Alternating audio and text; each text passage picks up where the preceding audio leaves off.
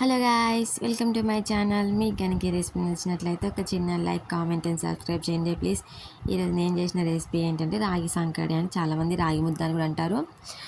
యాక్చువల్గా నేనైతే ఎప్పుడైనా రాగి జావలాగా చేసుకొని తాగేదాన్ని, కానీ ఎప్పుడు నేను రాగి సంకటి చేయలేదండి. ఫస్ట్ టైం ట్రై చేసిన, కానీ సూపర్గా కుదిరిందండి. మస్తు వచ్చినాయి. అసలు ఫస్ట్ వస్తుందా రాదని కొంచెమే చేద్దాం అనుకున్నా, కానీ కొంచెం క్వాంటిటీ కాస్త నలుగురికి సరిపోయేలాగా అయిపోయిందండి. నేను ఏదైతే గ్లాస్తో వాటర్ పోసాను, అందులో హాఫ్ గ్లాస్ రైస్ తీసుకున్నాను అండి. తీసుకొని దాన్ని ఒక 1 అవర్ నానబెట్టిన బియ్యాన్ని ముందే నానబెట్టేసుకొని ఫస్ట్ అయితే ఒక 2 గ్లాసుల వాటర్ పోసి అన్నం అయితే ఉడికిద్దాం అనుకున్నాను. కానీ మనకి రేషన్ బియ్యం అయిందనుకో 2 గ్లాసుల వాటర్ సరిపోతుండే అండి.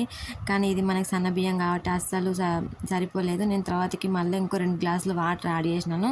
వాటర్ అందులో కొంచెం ఉప్పేసి అయితే అన్నం ఉడికిస్తున్నాను. అంతసేపటి లోపల నేను ఆ కప్పుతోనే 2 గ్లాసుల రాగిపిండి అయితే 2 కప్పుల రాగిపిండి అయితే తీసుకున్నాను.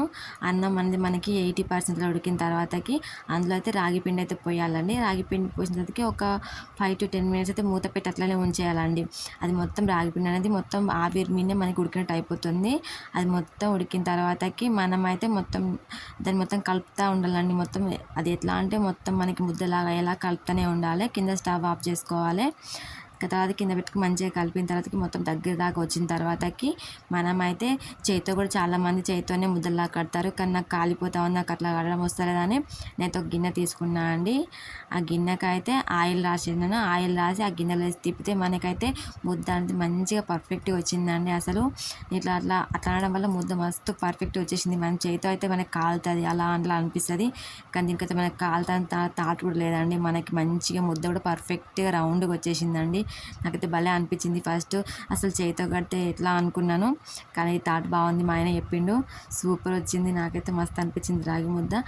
అట్లా అది కొంచెమే క్వాంటిటీ అనుకుంటే నాకైతే ఒక 5 అయితే వచ్చినాయండి. నేను కొంచెం క్వాంటిటీ అనుకున్నా, 4 మెంబర్స్కి సరిపోయిందండి నేను చేసిన రాగి సంకటి అయితే.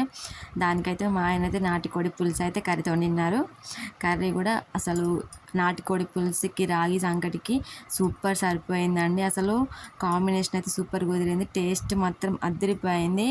అసలు నాకైతే చాలా బాగా నచ్చింది. ఫస్ట్ టైం రాగి సంకటి చేసిన ఇంత బాగా వచ్చిందని నాకైతే చాలా ఫుల్ హ్యాపీ అనిపించింది. మా ఆయన అయితే తింటా ఉన్నాడు. ఎలా ఉందని అడిగితే సూపర్ ఉందని చెప్తాడు.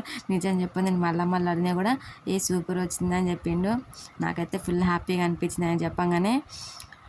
అని అడుగుతున్నాను ఎలా ఉందండి. నిజంగా నేనా చెప్తున్నా సంకటి